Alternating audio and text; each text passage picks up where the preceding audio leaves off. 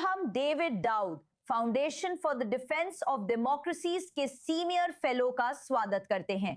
धन्यवाद। तो अब सबकी नजरें व्हाइट हाउस पर हैं। राष्ट्रपति डोनाल्ड ट्रंप इजरायली और लेबनानी राजदूतों का स्वागत करने वाले हैं, दोनों देशों के बीच आमने सामने की दूसरी बैठक से पहले।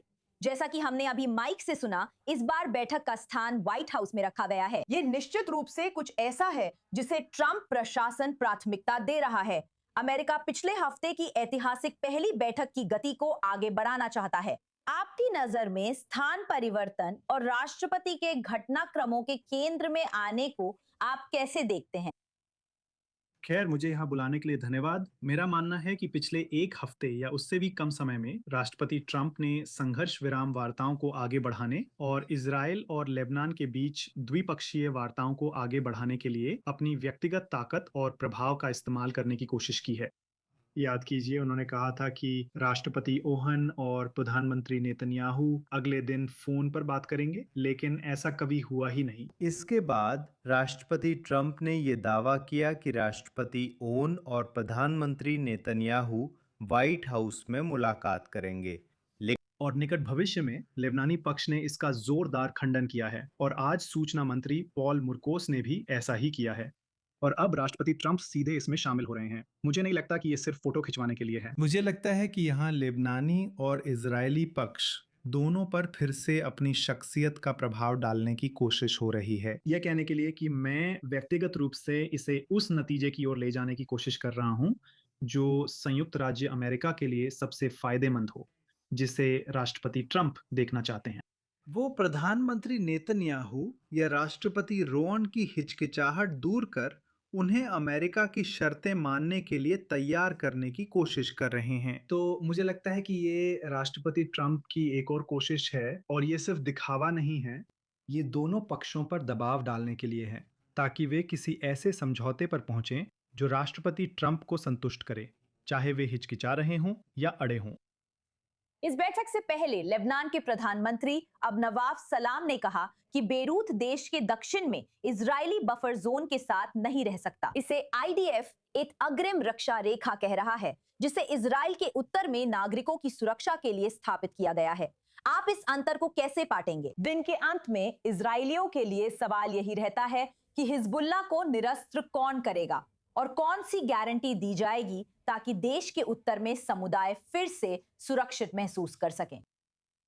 दुर्भाग्यवश सतही तौर पर देखें तो ये एक ऐसा अंतर है जिसे पाटना असंभव है। आप प्रधानमंत्री नवाफ सलाम के बाकी बयानों को देखें, जिनमें कल का भी बयान शामिल है, जहां उन्होंने कहा कि वे हिजबुल्लाह से डरते नहीं हैं, लेकिन साथ ही वे हिजबुल्लाह से टकराव नहीं चाहते। वास्तव में वे इससे बचना ही पसंद करेंगे। हिजबुल्लाह ने यह साफ कर दिया है, चाहे वो पिछले 15 महीनों के संघर्ष विराम में हो या 2 मार्च से शुरू ताज़ा संघर्ष के 40 दिनों में, तब से उन्होंने स्पष्ट किया है कि वे ना तो हथियार छोड़ेंगे, ना निरस्त्रीकरण करेंगे और ना ही इजराइल के खिलाफ लड़ाई रोकेंगे, चाहे संघर्ष का मौजूदा चरण खत्म हो जाए।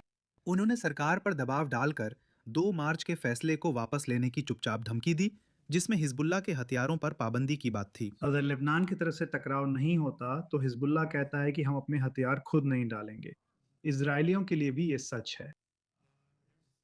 इस स्थिति के साथ जीने की अनिच्छा है, क्योंकि इसका मतलब है कि समय के साथ हिजबुल्लाह फिर से सीमा पर लौट आएगा और सीमा के साथ अपने ठिकाने बना लेगा। और सिर्फ एलएएफ की मौजूदगी, जो कि ईमानदारी से कहें तो 2006 से लेकर 8 अक्टूबर 2023 तक सीमा क्षेत्र में मौजूद थी। जब हिजबुल्लाह ने ये तीसरा लेबनान युद्ध शुरू किया, जो 16 अप्रैल तक चला और शायद फिर से जारी रह सकता है, एलएएफ मौजूद थी, लेकिन उसने हिजबुल्लाह को हथियारबंद या सीमा पर तैनात होने से नहीं रोका। तो सिर्फ एलएएफ की मौजूदगी, जिस पर फिलहाल लेबनानी पक्ष सिर्फ इतनी ही प्रतिबद्धता जता रहा है, क्योंकि 9 मार्च के बाद से हमने लेबनानी अधिकारियों की ओर से कुछ भी नहीं देखा है। युद्ध विराम वार्ता में हिजबुल्लाह को जबरन निरस्त्र करने की चर्चा। इजरायली पक्ष के लिए गारंटी ये है कि ये यूनिफिल या एलएएफ नहीं हो सकती। इजरायली लोग खुद पर निर्भर रहना सीख गए हैं और मुझे लगता है कि उत्तर में रहने वाले आम इजरायली नागरिक के लिए वे उत्तर की ओर देखना चाहते हैं और वहां हिजबुल्लाह का झंडा या खराब हिब्रू में धमकी भरे बैनर या ऐसी कोई चीज नहीं देखना चाहते। दुर्भाग्यवश सीमा पर लेबनानी झंडा अब भी सुरक्षा नहीं दर्शाता। ब्लू लाइन के पार देखने पर फिलहाल उन्हें अपने घर लौटने की सुरक्षा और सुरक्षित महसूस कराने वाली एकमात्र चीज इजरायली झंडा ही है। खैर, अभी भी 23 सवाल बाकी हैं। हम इंतजार करते हैं कि इस अगली चर्चा के दौर से क्या निकलता है। और जाहिर है डेविड, इस समय ध्यान है कि अमेरिका राष्ट्रपति और विदेश मंत्री क्या भूमिका निभा सकते हैं। लेकिन मैं इस समय रियाद के बारे में आपकी राय जानने के लिए उत्सुक हूं। ऐसी रिपोर्ट्स हैं कि सऊदी अरब चाहता है कि लेबनान अरब शिखर सम्मेलन के प्रस्तावों और अरब शांति पहल के तहत इजराइल के साथ वार्ता और संवाद पर एक एकीकृत रुख अपनाए। वास्तविकता में सऊदी अरब यहां किस तरह की भूमिका निभा सकता है? इसका क्या प्रभाव हो सकता है? इसके पास क्या दबाव या प्रभाव है? अरब शांति पहल का भी उल्लेख जरूरी है। कृपया इन्हें हमारे लिए जोड़कर समझाएं। देखिए, लेबनान की तरफ से ये नई बात नहीं है। प्रधानमंत्री नवाफ सलाम ने भी कहा कि इजराइल के साथ लेबनान का रुख वही है जो अरब शांति पहल में है और ये सामूहिक शांति होगी। लेबनान इजराइल से संबंध सामान्य नहीं करेगा। मुझे लगता है कि सऊदी अरब जो करने की कोशिश कर रहा है वो ये है कि वो सभी लेबनानी लोगों के बीच सह अस्तित्व की एक व्यवहारिक व्यवस्था स्थापित करने की कोशिश कर रहा है। लेबनान और इजराइल के बीच की बात छोड़िए, जहां कुछ मुद्दों पर असहमति है, सऊदी अरब की कोशिश है कि लेबनान के भीतर ही किसी तरह की सहमति बनाई जाए। इससे कम से कम सीमा पर शांति बनी रहेगी, एक स्थायी शांति, या कम से कम शायद स्थायी शांति नहीं, लेकिन लेबनान और इजराइल के बीच सीमा पर शांति बनी रहेगी। सवाल यह है कि क्या वो शांति स्थायी होगी या फिर एक दिखावटी शांति होगी जैसी 2006 और 2023 के बीच थी। अब सऊदी अरब के पास क्या दबदबा है? मुझे लगता है कि वे अपना दबदबा फिर से हासिल करने की कोशिश कर रहे हैं। याद कीजिए कि सऊदी अरब ने 2016 में लेबनान की घरेलू राजनीति से अपना हाथ खींच लिया था, जब उन्होंने देखा कि उनके पूर्व सहयोगी हवीरी परिवार, साद हरीरी प्रधानमंत्री रहते हुए हवीरी परिवार का प्रतिनिधित्व करते थे, लेकिन देश में सऊदी हितों को आगे बढ़ाने या हिजबुल्लाह का मुकाबला करने वाले नहीं थे।